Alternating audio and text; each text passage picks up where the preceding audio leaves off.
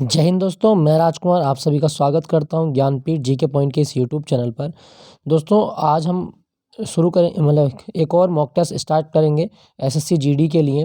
Sorry GD नहीं है, ये सीआरपीएफ का मॉक टेस्ट है। जीडी की सीरीज मैंने ऑलरेडी अपलोड कर दी है, तो सीआरपीएफ की सीरीज़ को कंटिन्यू करते रहे। एक और मॉक टेस्ट डिस्कस करते हैं। तो पहला प्रश्न, आपके सीआरपीएफ के एग्जाम में दोस्तों 25 प्रश्न आने हैं, ये भी आप याद रखना।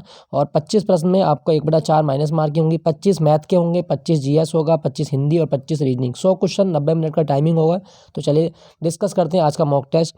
क्या कहेगा पहला मॉक टेस्ट, बंगाल किसके नेतृत्व में धीरे धीरे मुगल नियंत्रण से अलग हो गया था। दोस्तों बंगाल जो था ये मुगल नियंत्रण से किसके नेतृत्व में अलग हुआ था, ये हमें बताना है। तो इसका सही जवाब क्या होगा। दोस्तों बंगाल वैसे भारत का एक बड़ा इम्पोर्टेंट क्षेत्र था उस टाइम पे। तो ये हमें बताना है कि मुगल प्रशासन से या मुगल जो शक्ति थी उससे ये कैसे कैसे किसके नेतृत्व में अलग हुआ था। तो दोस्तों इसका सही जवाब क्या होगा, Murshid Quli Khan. Option C is the right answer. Murshid Quli Khan के अधीन जो बंगाल था ये मुगल नियंत्रण से अलग हो गया। और उसके बाद में क्या हुआ था कि मुर्शिद कुली खां को बंगाल के दीवान के रूप में नियुक्त किया गया। दीवान बनने के बाद उसने खुद क्या करा कि पूरी तरह से नियंत्रण अपने हाथ में ले लिया था तथा राजधानी ढाका से कहाँ पे स्थापित कर दी, मुर्शिदाबाद में। तो ये भी आप याद रखिएगा कि मुर्शिद कुली खां के नेतृत्व में जो बंगाल था वो मुगल नियंत्रण से धीरे धीरे अलग हो गया था। क्लियर दोस्तों, option C is the right answer. दोस्तों यहाँ पे लिखा गया आपका अलीवर्दी खान। अलीवर्दी खान कौन है दोस्तों, अलीवर्दी खान के बाद जो बंगाल की गवर्नर वो ना था नवाब, वो था सिराजुद्दौला। तो ये भी आप याद रखना, सिराजुद्दौला किसकी मृत्यु के बाद बंगाल का नवाब बना था। तो सिराजुद्दौला अलीवर्दी खां की मृत्यु के बाद बंगाल का नवाब बना था, ये भी आप याद रखें। लेकिन आपसे पूछा गया था कि किसके नेतृत्व में अलग हुआ था, तो Murshid Quli Khan. Option C is the right answer. Clear, next प्रश्न की ओर चलते हैं। एचआईवी एक विषाणु है जो शरीर की प्रतिरक्षा प्रणाली पर हमला करता है। एचआईवी का पूर्ण रूप क्या है। दोस्तों एचआईवी ये एड्स का वायरस होता है। पहले तो आप इतना ही याद रखिएगा कि एचआईवी क्या है, तो एड्स बीमारी का वायरस है एचआईवी। और इसकी फुल फॉर्म क्या होती है दोस्तों, इसकी फुल फॉर्म होती है ह्यूमन इम्यूनो डेफिशिएंसी वायरस। तो ह्यूमन इम्यूनो डेफिशिएंसी वायरस, ठीक है। देखो यहाँ पे ध्यान रखना, यहाँ पे एक में लिखा है वो आपका सही, ह्यूमन इम्यूनो डेफिशिएंसी वायरस। तो ये याद रखिएगा, एचआईवी का वायरस एचआईवी वायरस कहलाता है। दोस्तों क्या आपको पता है कि एक टेस्ट होता है एलिजा टेस्ट, एक टेस्ट है आपका एलिजा टेस्ट। तो एलिजा टेस्ट किस बीमारी के लिए किया जाता है, अगर आपके एग्जाम में आए तो आप याद रखना दोस्तों, एलिजा टेस्ट जो होता है ये एड्स के लिए किया जाता है। एलिजा टेस्ट एड्स का टेस्ट होता है, ये भी आप याद रखिएगा। क्लियर। और हर साल हम 1 दिसंबर को क्या मनाते हैं दोस्तों, 1 दिसंबर को मनाया जाता है विश्व एड्स दिवस। तो ये भी आप याद रखें, एचआईवी का वायरस जो होता है दोस्तों ये आपका एड्स का वायरस होता है। अच्छा दोस्तों यहाँ पे ना लिखा गया है वायरस, क्या आपको पता है वायरस को विषाणु बोलते हैं, कि वायरस क्या है। तो दोस्तों आप याद रखना, वायरस एक ऐसा सूक्ष्म माइक्रो ऑर्गेनिज्म है जो सजीव और निर्जीव के बीच की कड़ी माना जाता है। तो ये आप याद रखिए, क्वेश्चन कई बार एग्जाम में पूछा जा चुका है कि सजीव और निर्जीव के बीच की कड़ी क्या है। दोस्तों वायरस जो होता है सजीव और निर्जीव के बीच की कड़ी माना जाता है, सजीव और निर्जीव के बीच की कड़ी है। मतलब क्या, यदि ये सजीव कोशिका में है तो अपने आप को सजीव कर लेगा, निर्जीव कोशिका में तो अपने आप को मरा रहने देगा। तो वायरस जो होता है सजीव और निर्जीव के बीच की कड़ी होती है। और वायरस की खोज किसने की थी दोस्तों, वायरस की खोज की थी इवानोवस्की ने। ये भी नाम आप नहीं भूलना कि वायरस की खोज किसने की थी, इवानोवस्की ने वायरस की खोज की थी। और इवानोवस्की ने जो वायरस खोजा था दोस्तों वो तंबाकू की पत्तियों में खोजा था, तंबाकू की पत्तियों में खोजा था सबसे पहली बार वायरस। और इस वायरस का नाम था टीएमबी, टोबैको मोज़ेक वायरस। तो टीएमबी वायरस दुनिया का पहला वायरस था जो इवानोवस्की के द्वारा खोजा गया था। क्लियर। तो एचआईवी का वायरस ह्यूमन इम्यूनोडेफिशिएंसी वायरस होता है। क्लियर। नेक्स्ट प्रश्न की ओर चलते हैं। क्वेश्चन आपका 28, निम्नलिखित में से किसे ओलंपिक खेलों में पदक प्राप्त करने वाले पहले भारतीय मुक्केबाज होने का गौरव प्राप्त है। दोस्तों कहने का मतलब है कि कौन सा मुक्केबाज था जिसे भारत में सबसे पहली बार ओलंपिक में पदक मिला था। तो आप याद रखिएगा, इसका सही जवाब है विजेंदर सिंह। दोस्तों विजेंदर सिंह जो हैं 2008 के जो बीजिंग ओलंपिक थे, 2008 में जो बीजिंग ओलंपिक हुए उसमें इन्होंने पदक जीता था। और कौन सा पदक जीता था दोस्तों, इनको मिला था आपका कांस्य पदक। विजेंदर सिंह जो है ओलंपिक में कांस्य मतलब पदक जीतने वाले पहले भारतीय मुक्केबाज बने थे, आप याद रखिएगा 2008 का बीजिंग ओलंपिक। क्लियर हो दोस्तों। दोस्तों बात हो रही है आपकी मैरी कॉम की, यहाँ पे मैरी कॉम भी है ऑप्शन में। अगर क्वेश्चन आए कि सुपर मॉम किसे कहा जाता है, ये क्वेश्चन आ चुका है एग्जाम में, सुपर मॉम किसे कहा गया दोस्तों, मैरी कॉम का उपनाम है सुपर मॉम। और मैरी कॉम की आत्मकथा आपसे पूछी जा सकती है अनब्रेकेबल। तो मैरी कॉम की आत्मकथा का नाम क्या है दोस्तों, अनब्रेकेबल मैरी कॉम की आत्मकथा है, ये भी आप याद रखिएगा। ठीक है, अनब्रेकेबल सुपर इंपॉर्टेंट क्वेश्चन है, बहुत आता है एग्जाम में। दोस्तों यहाँ पे मैं आपको एक चीज़ और बता देता हूँ, यहाँ पे आपने लिखा है ओलंपिक। अगर क्वेश्चन आए कि ओलंपिक खेलों की शुरुआत, जो आधुनिक ओलंपिक हैं ये कब शुरू हुए थे, तो दोस्तों आधुनिक ओलंपिक खेल एथेंस से शुरू हुए थे और ये 1896 में शुरू हुए थे, ये भी आप याद रखिएगा। ठीक है, एक चीज़ मैं आपको और बता देता हूँ दोस्तों, आपके लिए क्वेश्चन है कि भारत में स्वतंत्रता के बाद सबसे पहला जो ओलंपिक पदक जीता वो किस व्यक्ति ने जीता था, जिसे पॉकेट डायनेमो कहा जाता है। ये कमेंट में क्वेश्चन आप लिख के बताइएगा इसका आंसर, कि भारत में किस ओलंपिक पदक विजेता को पॉकेट डायनेमो की उपाधि दी गई है। Pocket dynamo super important question है आज के लिए ये। चलिए अगले प्रश्न की ओर चलते हैं। तो इसका सही जवाब क्या होगा, पहले मुक्केबाज कौन थे, Vijender Singh, option C is the right answer. Next प्रश्न है आपका, निम्नलिखित में से किसका उपयोग सर्च लाइटों में परावर्तक के रूप में किया जाता है। दोस्तों जो सर्च लाइट होती हैं, सर्च लाइटों में अवतल दर्पण का प्रयोग किया जाता है, option C is the right answer. Search लाइटों में अवतल दर्पण का प्रयोग किया जाता है, क्योंकि अवतल दर्पण जो होता है ना ये अभिसारी होता है, अवतल दर्पण ये अभिसारी होता है। तो ये कभी क्वेश्चन आए कि अभिसारी दर्पण कौन सा, तो अवतल दर्पण अभिसारी होता है। ठीक है, और अवतल दर्पण हमेशा प्रतिबिंब जो बनाएगा वो वास्तविक बनाएगा, आभासी, सीधा तथा उल्टा बनाता है। क्लियर, तो ये भी आपको याद रखना है। तो अवतल दर्पण, और दोस्तों अवतल दर्पण मतलब यहाँ पे लिखा गया आपका अवतल लेंस। कभी क्वेश्चन आए कि गाड़ियों की जो हेडलाइट होती है, गाड़ियों की हेडलाइट में कौन सा लेंस प्रयोग किया जाता है, तो अवतल लेंस गाड़ियों की हेडलाइट में प्रयोग किया जाता है। साथ साथ जो दांतों के डॉक्टर होते हैं ना, दांतों के डॉक्टर, दोस्तों दांतों का डॉक्टर जो होता है ये भी अवतल लेंस का प्रयोग करता है। और नाई की दुकान में अगर आप जाएंगे तो कौन सा दर्पण आपको मिलेगा, दोस्तों बाल काटने वाला नाई जो होता है इसकी दुकान में अवतल दर्पण मिलता है। ठीक है, अवतल दर्पण लगा रहता है, तो ये भी आप याद रखिएगा। तो सर्च लाइटों में अवतल दर्पण का प्रयोग करते हैं। डेंटिस्ट के पास अवतल लेंस होता है। अच्छा, घरों में जो शीशा होता है उसको कौन सा दर्पण बोलते हैं, उसको समतल दर्पण बोलते हैं, समतल दर्पण। इसकी फोकस दूरी पूछेगा आपके एग्जाम में तो अनंत होती है, समतल दर्पण की फोकस दूरी अनंत होती है। हमारे घर में जो शीशा होता है वो आपका समतल दर्पण होता है, लेकिन आपसे पूछा गया था सर्च लाइट वाला, तो सही जवाब है आपका ऑप्शन सी। नेक्स्ट प्रश्न, क्वेश्चन दोस्तों आपका क्वेश्चन संख्या 30। क्या कहा गया क्वेश्चन संख्या 30 में, आंध्र राज्य अधिनियम 1853 के द्वारा भारत के भाषाई राज्य का गठन किया गया। मतलब है कि भाषा के आधार पर बनने वाला भारत का पहला राज्य कौन सा था। दोस्तों भाषा के आधार पर बनने वाला पहला राज्य था आपका आंध्र प्रदेश। 1 अक्टूबर 1953 को 1 अक्टूबर 1953 को आंध्र प्रदेश भाषा के आधार पर गठित हुआ था, ये भी आप याद रखिएगा। और ये जो भाषा आयोग बना था, मतलब राज्य पुनर्गठन आयोग, इसके अध्यक्ष कौन थे, फजल अली। फजल अली दोस्तों ये जो थे उस टाइम के जो राज्य पुनर्गठन आयोग था उसके अध्यक्ष थे। तो भारत में भाषा के आधार पर बनने वाला पहला राज्य है आपका आंध्र प्रदेश, 1 अक्टूबर 1953, याद रखिएगा दोस्तों। दोस्तों आंध्र प्रदेश की नई राजधानी कौन सी है, तो आप याद रखिएगा आंध्र प्रदेश की नई राजधानी देखो अमरावती थी, लेकिन अब इसकी राजधानी की घोषणा कर दी गई है लगभग 2-3 दिन पहले ही, विशाखापत्तनम। विशाखापत्तनम जो है दोस्तों ये आंध्र प्रदेश की नई राजधानी बनेगी, ये भी आप याद रखें। आंध्र प्रदेश के बारे में आपको 2-3 चीज़ें बता देता हूँ दोस्तों। आंध्र प्रदेश में एक क्वेश्चन ये पूछा जा सकता है कि भारत में केंद्रीय तंबाकू अनुसंधान केंद्र कहाँ पर है, केंद्रीय तंबाकू अनुसंधान केंद्र कहाँ पर है। तो दोस्तों भारत का जो तंबाकू अनुसंधान केंद्र है वो आंध्र प्रदेश में ही है, और ये कहाँ पर है, राजमुंद्री में है। राजमुंद्री गुंटूर में आती है, तो राजमुंद्री आंध्र प्रदेश में है, ये भी आप याद रखना, भारत का केंद्रीय तंबाकू अनुसंधान केंद्र। क्लियर। और आंध्र प्रदेश में आपको क्या याद रखना है दोस्तों, आंध्र प्रदेश में आपको याद रखना नेल्लोर जिला। नेल्लोर जिला क्यों याद रखना नेल्लोर, कभी क्वेश्चन आए कि भारत में झींगे की राजधानी किसे कहा गया है।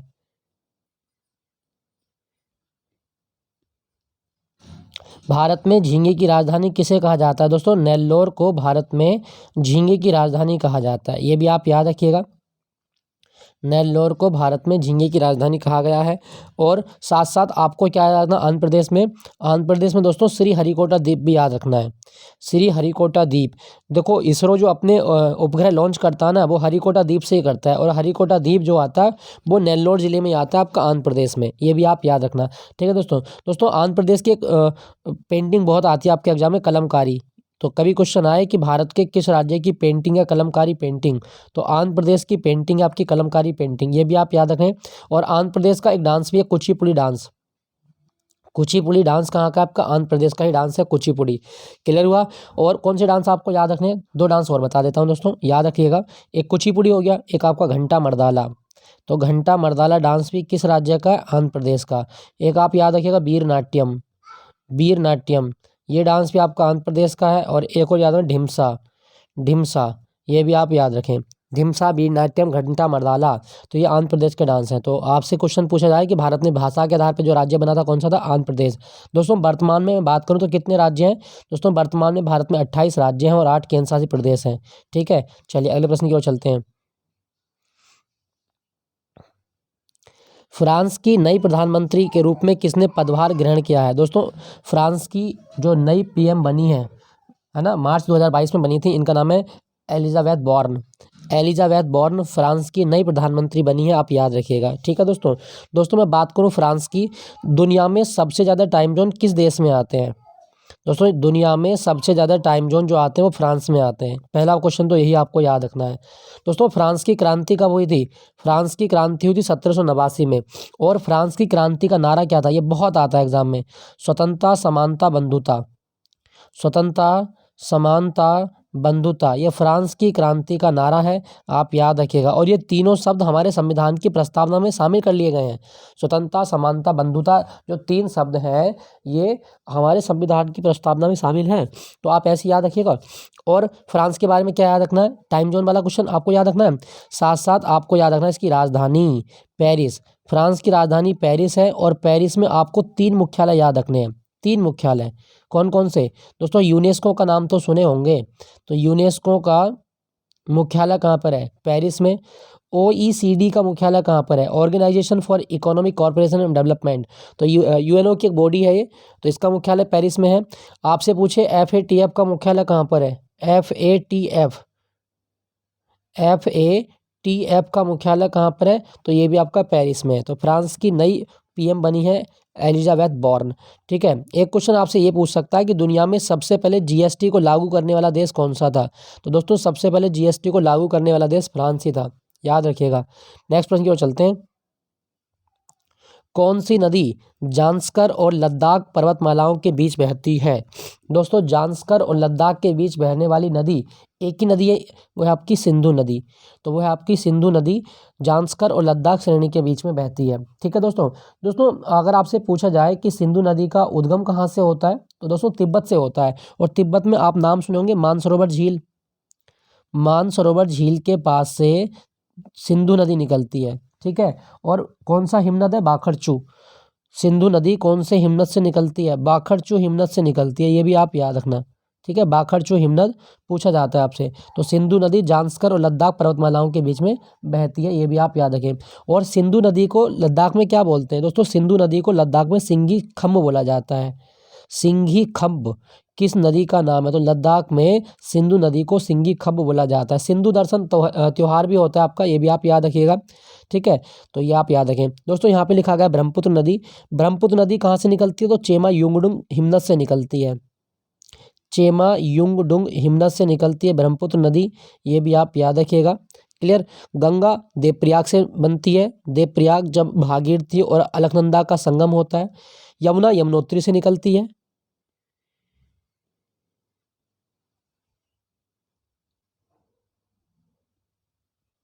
नेक्स्ट प्रश्न है दोस्तों आपका, क्वेश्चन संख्या 33, क्या कहा गया, अशोक के कंधार अभिलेखों की खोज किस वर्ष में की गई थी। दोस्तों अशोक के जो कंधार अभिलेख हैं इनकी खोज की गई थी 1958 में। 1958 में अशोक के जो कंधार अभिलेख हैं इनकी खोज की गई, ये आप याद रखिएगा। ठीक है दोस्तों, मैं आपको बताऊं दोस्तों अशोक के बारे में, अशोक मौर्य वंश का राजा है। पहला क्वेश्चन तो आपसे यही पूछा जा सकता है कि अशोक कौन से वंश का राजा है, तो अशोक मौर्य वंश का राजा है। और आपको क्या याद रखना है दोस्तों, अशोक जो है दोस्तों ये किसकी मृत्यु के बाद मौर्य वंश की गद्दी पर बैठता है, तो अशोक अपने पिता बिंदुसार की मृत्यु के बाद गद्दी पर बैठता है। ठीक है, और अशोक के बाद जो उत्तराधिकारी है वो कौन है, उसका कुणाल, उसका पुत्र है कुणाल। तो चंद्रगुप्त मौर्य पहले थे आपके, चंद्रगुप्त मौर्य, चंद्रगुप्त मौर्य के बाद में बिंदुसार, बिंदुसार के बाद में अशोक, अशोक के बाद में कुणाल।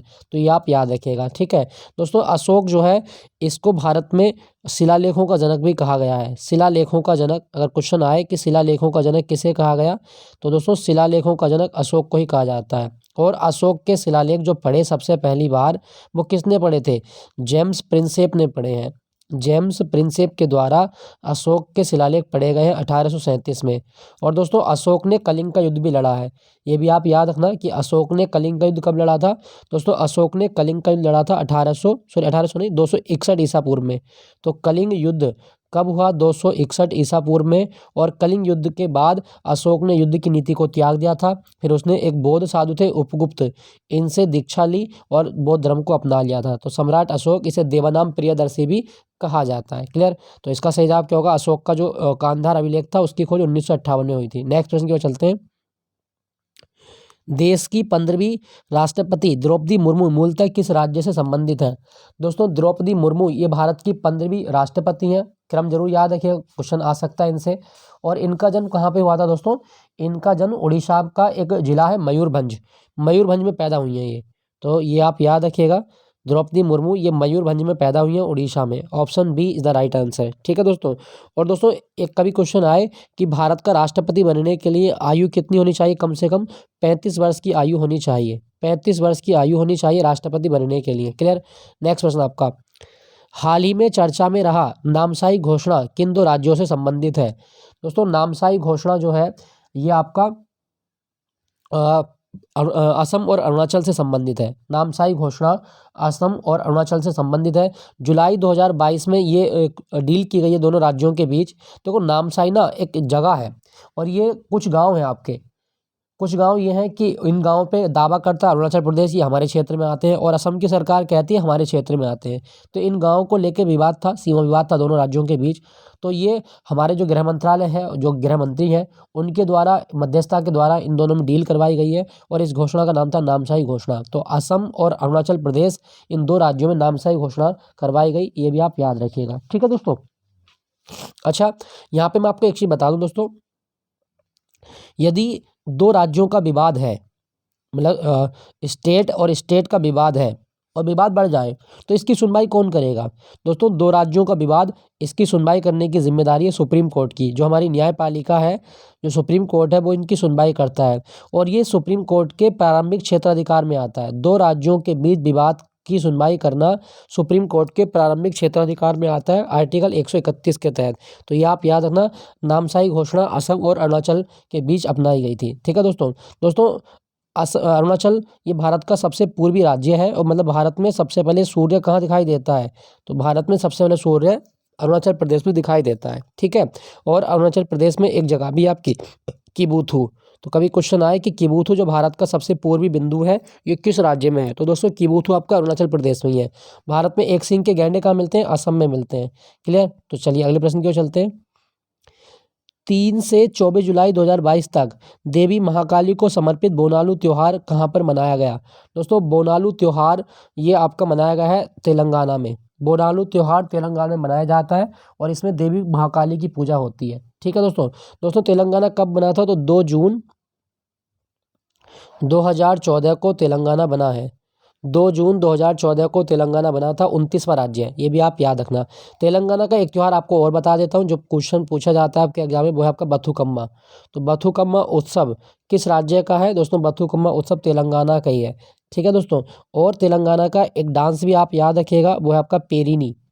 पेरिनी डांस ये किस राज्य का डांस है, तो ये शिव तांडव होता है पेरिनी, और तेलंगाना में किया जाता है। क्लियर दोस्तों।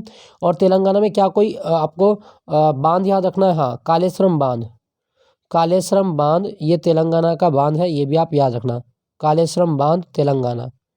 नेक्स्ट प्रश्न की ओर चलते हैं फिर। तो बोनालू उत्सव तेलंगाना में मनाया जाता है। दोस्तों यहाँ पे लिखा गया आपका गोवा। गोवा का त्यौहार याद रखना साओ जाओ। साओ जाओ फेस्टिवल कहाँ मनाया जाता है? तो गोवा का त्यौहार है साओ जाओ, ये भी आप याद रखिएगा। उड़ीसा की बात करूँ तो पुरी की रथ यात्रा बड़ी फेमस है, बहुत आता है एग्जाम में, रथ यात्रा कहाँ निकाली जाती है। साथ साथ आपको बाली यात्रा पूछी जा सकती है, उड़ीसा की है ये भी बाली यात्रा। बाली यात्रा उड़ीसा का ही त्यौहार है। और कौन से त्यौहार आपको याद रखना उड़ीसा के? एक आपको याद रखना नुआखाई। नुआखाई उत्सव ये कहाँ मनाया जाता है दोस्तों? नुआखाई उत्सव भी आपका उड़ीसा में मनाया जाता है। तो नुआखाई उत्सव उड़ीसा। क्लियर दोस्तों? तो बोनालू त्यौहार पूछा गया था, तेलंगाना का त्यौहार है। नेक्स्ट प्रश्न की ओर चलते हैं। हिमालय पर्वत की सुदूर उत्तरी पर्वतमाला को किस नाम से जाना जाता है? दोस्तों हिमालय पर्वत की जो सबसे उत्तरी पर्वतमाला है इसको कहा जाता है आपका महा हिमालय। महा हिमालय कहा जाता है, आप याद रखिएगा। ठीक है दोस्तों, हिमालय पर्वत की सबसे उत्तरी पर्वतमाला को महान हिमालय, और इसका दूसरा नाम क्या है? इसका दूसरा नाम है हिमाद्री। हिमाद्री भी नाम है इसका। तो हिमाद्री और यह महान हिमालय ये उत्तरी पर्वतमाला है, ये आप याद रखिएगा। ठीक है दोस्तों, चलिए अगले प्रश्न की ओर। अच्छा क्वेश्चन आए कि माउंट एवरेस्ट जो चोटी है वो कौन कौन से हिमालय में आती है? वो महान हिमालय में आती है। माउंट एवरेस्ट जो है ये इसी में आती है आपकी। क्वेश्चन आ सकता है आपके एग्जाम में कि माउंट एवरेस्ट कौन से हिमालय का भाग है? महान हिमालय का भाग है। ठीक है, इसको ग्रेटर हिमालय ही बोलते हैं हम। चलिए अगले प्रश्न की ओर चलते हैं। दोस्तों यहाँ पे ना मैं आपको एक चीज़ बता दूं, अगर क्वेश्चन आए कि हिमालय पर्वत की कुल लंबाई कितनी है, तो हिमालय पर्वत की कुल लंबाई है 2400 किलोमीटर। हिमालय पर्वत की कुल लंबाई 2400 किलोमीटर है। और हिमालय जो है दोस्तों ये नवीन हिमालय दोस्तों ये नवीन बलित पर्वत है आपका। न्यू फोल्ड माउंटेन है, ये भी आप याद रखिएगा। नवीन बलित पर्वत है हिमालय। और हिमालय की उत्पत्ति कौन से सागर से हुई है? टैथिस सागर से हुई है। टैथिस सागर से हुई है, ये भी आप याद रखिएगा। ठीक है, तैथिस सागर। चलिए एक क्वेश्चन मैं आपको और देता हूँ आपको। माउंट एवरेस्ट के बेस कैंप की ऊंचाई कितनी है? माउंट एवरेस्ट का जो बेस कैंप है इसकी ऊंचाई कितनी है, ये कमेंट में लिख के बताइएगा। माउंट एवरेस्ट का बेस कैंप कितना ऊंचा है? क्लियर। चलिए तो इसका सही जवाब क्या होगा? हिमालय की सबसे उत्तरी पर्वत माला वो है आपकी महान हिमालय। नेक्स्ट प्रश्न है आपका।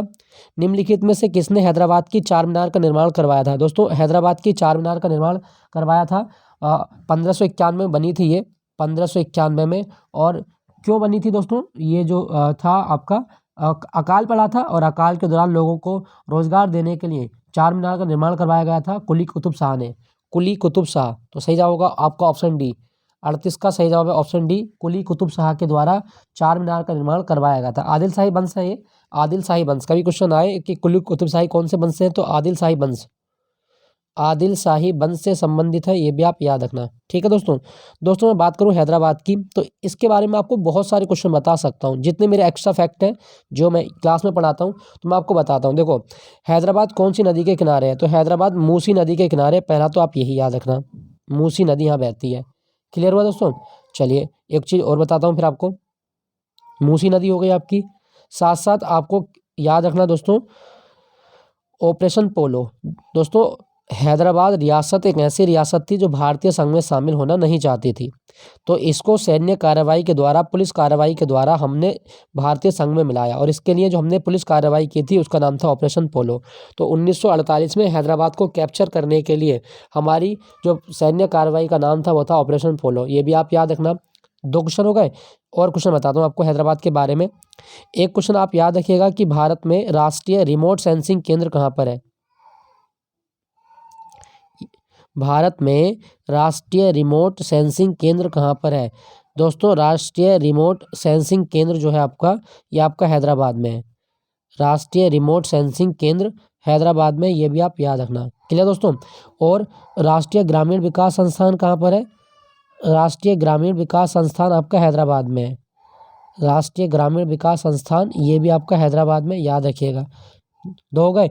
एक आपको याद रखना है राष्ट्रीय पोषण संस्थान। राष्ट्रीय पोषण संस्थान कहाँ पर है? दोस्तों राष्ट्रीय पोषण संस्थान भी आपका हैदराबाद में है। राष्ट्रीय पोषण संस्थान हैदराबाद में है। साथ साथ आपको याद रखना है दोस्तों भारत का राष्ट्रीय मांस अनुसंधान केंद्र, भारत में राष्ट्रीय मांस अनुसंधान केंद्र कहाँ पर है आपका? तो हैदराबाद में आपका राष्ट्रीय मांस अनुसंधान केंद्र। क्लियर।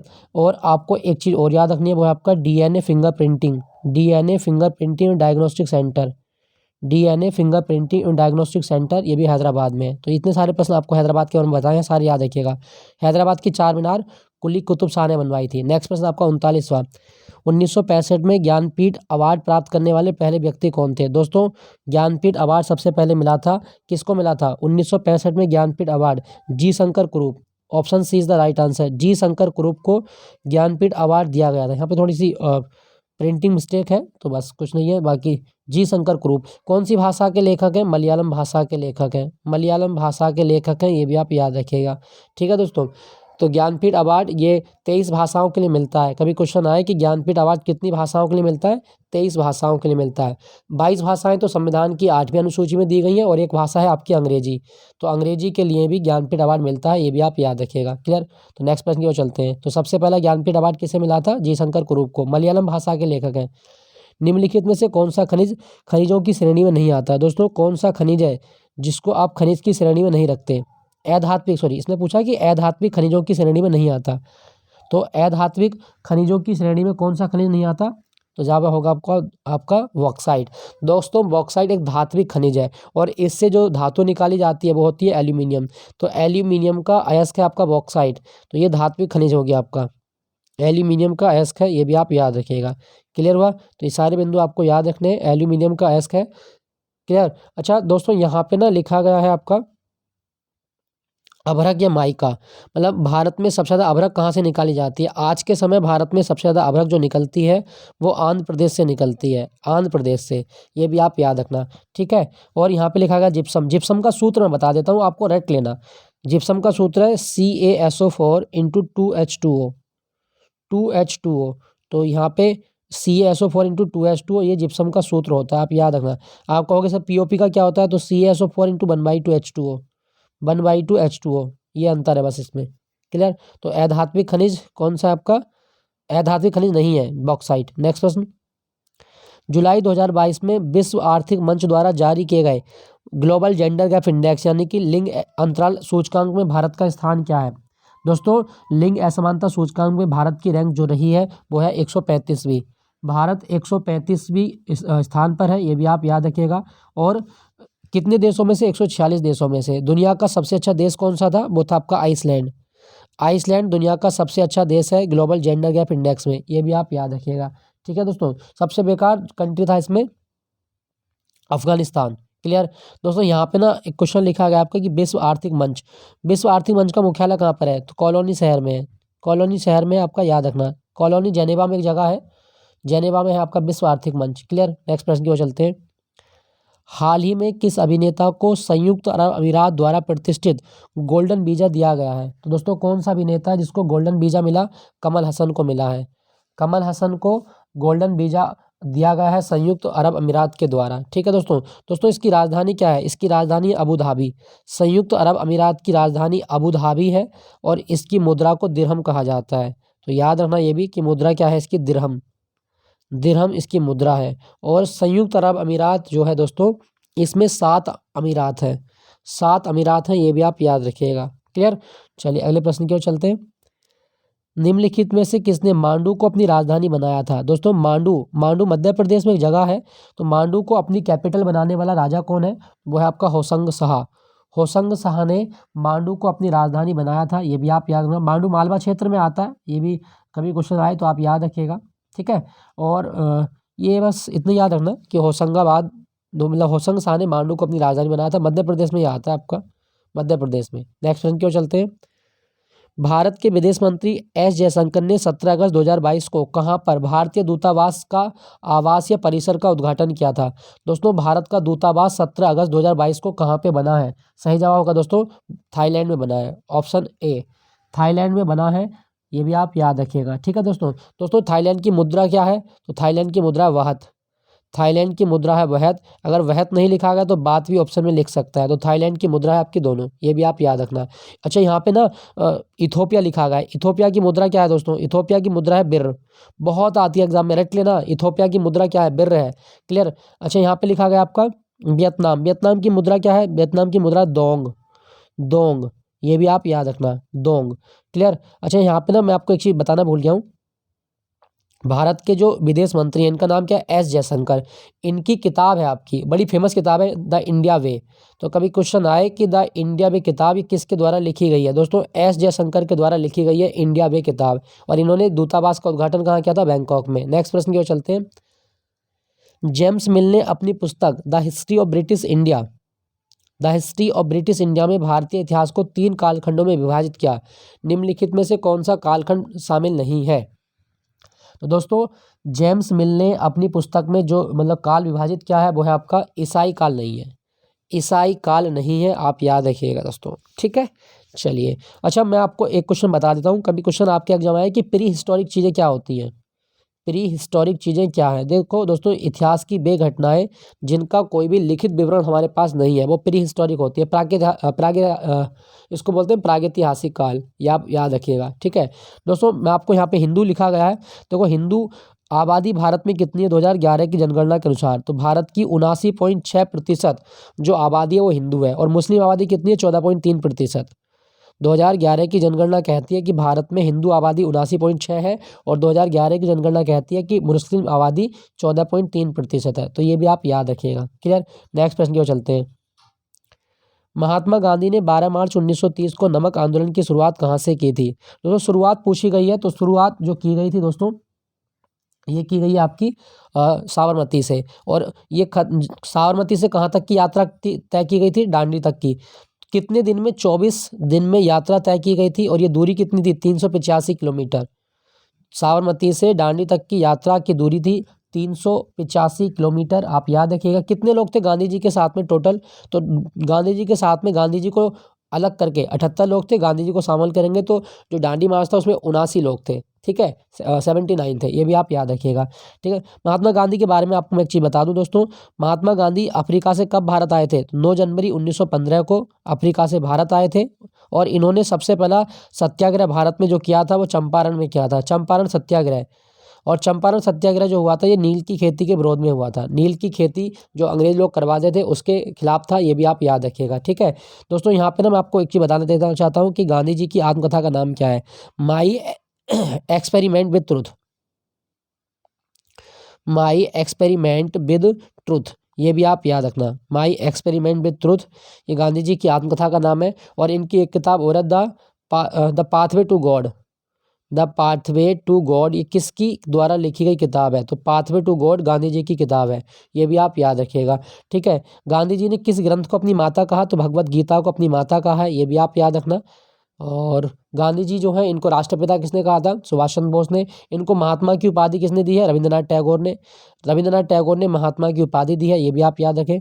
तो आपसे पूछा गया था कि 12 मार्च 1930 को नमक आंदोलन साबरमती से शुरू हुआ था। नेक्स्ट प्रश्न, पानी में बने अम्लीय घोल और क्षारीय घोल विद्युत का चालन करते हैं क्योंकि क्योंकि डैश और हाइड्रोक्साइड आयन उत्पन्न करते हैं। दोस्तों पानी में अम्लीय घोल जो होते हैं और जो क्षारीय घोल होते हैं, इसका क्या कारण है कि इसमें आप करंट फ्लो करा सकते हैं, तो इसमें हाइड्रोजन आयन होते हैं, ऑप्शन सी, इसमें हाइड्रोजन आयन होते हैं, ये भी आप याद रखिएगा। दोस्तों सल्फर लिखा गया है, इसका संकेत होता है आपका एस, और इसका परमाणु क्रमांक कितना है, 16। क्लोरीन का Cl होता है, इसका परमाणु क्रमांक होता है 17। और कैल्शियम का परमाणु क्रमांक होता है 20, ये भी आप याद रखना। हाइड्रोजन का परमाणु क्रमांक होता है 1, ठीक है। हाइड्रोजन को भविष्य का ईंधन भी कहा जाता है। कभी क्वेश्चन आए कि भविष्य का ईंधन किसे कहा गया, तो हाइड्रोजन को भविष्य का ईंधन कहा जाता है, ये भी आप याद रखिएगा, क्लियर। नेक्स्ट प्रश्न की ओर चलते हैं। नेक्स्ट प्रश्न दोस्तों आपका, 18 जून 2022 को शिक्षा मंत्री धर्मेंद्र प्रधान ने कहाँ पर राष्ट्रीय योग ओलंपियाड 2022 और प्रश्नोत्तरी कार्यक्रम का उद्घाटन किया था। दोस्तों योग ओलंपियाड जो हुआ 18 जून 2022 को, ये हुआ था आपका नई दिल्ली में, ऑप्शन सी नई दिल्ली, ठीक है। दोस्तों शिक्षा मंत्री कौन है हमारे, धर्मेंद्र प्रधान। दोस्तों नई दिल्ली के बारे में मैं आपको 2 चीज़ें बता देता हूँ। अगर क्वेश्चन आए कि भारत में राष्ट्रीय भौतिक प्रयोगशाला कहाँ पर है, तो भारत में राष्ट्रीय भौतिक प्रयोगशाला दोस्तों ये आपकी नई दिल्ली में है, राष्ट्रीय भौतिक प्रयोगशाला नई दिल्ली। और आपको याद रखना है सार्क देशों का विश्वविद्यालय कहाँ पर है, तो दोस्तों सार्क देशों का विश्वविद्यालय आपका नई दिल्ली में है, ये भी आप याद रखिएगा। और आपसे पूछा जाए कि भारत में केंद्रीय सड़क अनुसंधान केंद्र कहाँ पर है, नई दिल्ली में है, सड़क अनुसंधान केंद्र नई दिल्ली, ठीक है। दोस्तों यहाँ पे लिखा गया आपका शिक्षा हमारे संविधान की कौन सी सूची का विषय है, तो समवर्ती सूची का विषय है। शिक्षा समवर्ती सूची में आता है, ये भी आप याद रखिएगा। और भारत में राष्ट्रीय शिक्षा दिवस कब होता है दोस्तों? भारत में राष्ट्रीय शिक्षा दिवस, नेशनल एजुकेशन डे, हर साल हम 11 नवंबर को राष्ट्रीय शिक्षा दिवस मनाते हैं। राष्ट्रीय शिक्षा दिवस मनाते हैं 11 नवंबर को, ये भी आप याद रखना। और आपसे पूछा जाएगा दोस्तों, अभी हमारे भारत में तीसरी शिक्षा नीति आई है, इसका सूत्र क्या है? 5+3+3+4, तीसरी शिक्षा नीति का सूत्र है, ये भी आप याद रखिएगा। ठीक है दोस्तों, यहाँ पे लिखा गया योग। अगर क्वेश्चन आए कि योग दिवस कब होता है, तो योग दिवस हर साल 21 जून को मनाया जाता है, जिसकी शुरुआत कब से हुई थी? 2015 से। योग दिवस मनाने की शुरुआत 2015 से हुई है, ये भी आप याद रखें। क्लियर? तो योग ओलंपियाड कहाँ पर हुआ था? नई दिल्ली में। अच्छा, योग दर्शन का भी नाम सुने होंगे आप। योग दर्शन किसने लिखा? योग दर्शन पतंजलि ने लिखा है। योग दर्शन, योग दर्शन किसने लिखा? पतंजलि ने, ये भी आप याद रखें। नेक्स्ट प्रश्न की ओर चलते हैं। हाल ही में भारतीय वायुसेना ने किस देश की वायुसेना के साथ उदार शक्ति नामक युद्धाभ्यास किया है? दोस्तों, उदार शक्ति युद्धाभ्यास जो किया वो हमने किया था मलेशिया के साथ में। ठीक है, मलेशिया के अंदर ही हुआ था ये। इसमें सुखोई MK-30 और C-17 ग्लोब मास्टर जो जहाज है ये गया था, तो ये आप याद रखना। हरिमो शक्ति युद्धाभ्यास भी हम करते हैं मलेशिया के साथ में, और उदार शक्ति युद्धाभ्यास भी करते हैं मलेशिया के साथ में। दोस्तों, मैं आपको बता दूं कि मलेशिया की राजधानी क्या है। मलेशिया की राजधानी है कुआलालंपुर। मलेशिया की राजधानी क्या है? कुआलालंपुर इसकी राजधानी है। और मलेशिया की मुद्रा बहुत आती है एग्जाम में, रिंगित। मलेशिया की मुद्रा क्या है? रिंगित मुद्रा है इसकी, ये भी आप याद रखिएगा। और मलेशिया की संसद का नाम क्या है? दीवान निगारा। मलेशिया की संसद को दीवान निगारा कहा जाता है, ये भी आप याद रखिएगा। ठीक है, राजधानी कुआलालंपुर, मुद्रा रिंगित, और संसद दीवान निगारा कहलाती है मलेशिया की। क्लियर दोस्तों? अच्छा, मलेशिया में ना मैं आपको एक चीज़ और बता दूं, किंटा घाटी। कभी क्वेश्चन आए कि मलेशिया की किंटा घाटी किसके लिए प्रसिद्ध है? दोस्तों, ये टिन उद्योग है यहाँ का। मलेशिया की किंटा घाटी टिन उद्योग के लिए प्रसिद्ध, आप याद रखिएगा। ठीक है दोस्तों, यहाँ पे लिखा गया भारतीय वायुसेना। भारतीय वायुसेना दिवस कब होता है? 8 अक्टूबर को भारतीय वायुसेना दिवस मनाया जाता है। और भारतीय वायुसेना का आदर्श वाक्य क्या है? नभः स्पर्शम दीप्तम। नभः स्पर्शम दीप्तम भारतीय वायुसेना का आदर्श वाक्य है, ये भी आप याद रखिएगा। क्लियर? और मैं आपको एक चीज़ और बताऊं दोस्तों, कि हमारी जो भारतीय वायुसेना है इसका एयरबेस बना है आपका, भारतीय वायुसेना का एयरबेस बना है दिशा, दिशा एयरबेस। भारतीय वायुसेना का दिशा एयरबेस जो बना है दोस्तों, ये गुजरात में बना है आपका। दिशा एयरबेस गुजरात में बना है, याद रखना, पूछा जा सकता है। नेक्स्ट प्रश्न की ओर चलते हैं। निम्नलिखित में से किसे सितंबर 2020 में संयुक्त राष्ट्र पर्यावरण कार्यक्रम द्वारा भारत के लिए क्षेत्रीय राजदूत के रूप में नियुक्त किया गया है? तो दोस्तों, 2020 में जो संयुक्त राष्ट्र पर्यावरण कार्यक्रम के लिए भारत की राजदूत बनी है, वो बनी है आपकी खुशी चिंदलिया। खुशी चिंदलिया, ये गुजरात की हैं, ये भी आप याद रखना। दोस्तों, यहाँ पे आपने लिखा है आपका संयुक्त राष्ट्र पर्यावरण कार्यक्रम, इसको बोलते हैं UNEP। UNEP इसका मुख्यालय कभी आपके एग्जाम में पूछा जाए तो नैरोबी में है। केन्या की राजधानी नैरोबी में UNEP का मुख्यालय है, और इसकी स्थापना कब हुई थी? 1972 में। ठीक है, 1972 में। क्लियर? अच्छा दोस्तों, यहाँ पे लिखा गया पर्यावरण। आपके एग्जाम में क्वेश्चन आए कि विश्व पर्यावरण दिवस कब होता है, तो विश्व पर्यावरण दिवस 5 जून को मनाया जाता है। विश्व पर्यावरण दिवस 5 जून को मनाया जाता है। और विश्व पर्यावरण दिवस मनाने की शुरुआत कब से हुई थी? 1974 से। 1974 से। तो दोस्तों, ये था आज का पूरा मॉक टेस्ट CRPF स्पेशल। 25 प्रश्न मैं लेके आया था इसमें, और आपको विद एक्स्ट्रा फैक्ट मैंने इसको सॉल्व कराया है। तो मिलता हूँ आपको अगले मॉक टेस्ट के साथ में। Thank you for watching Jnanpith GK point.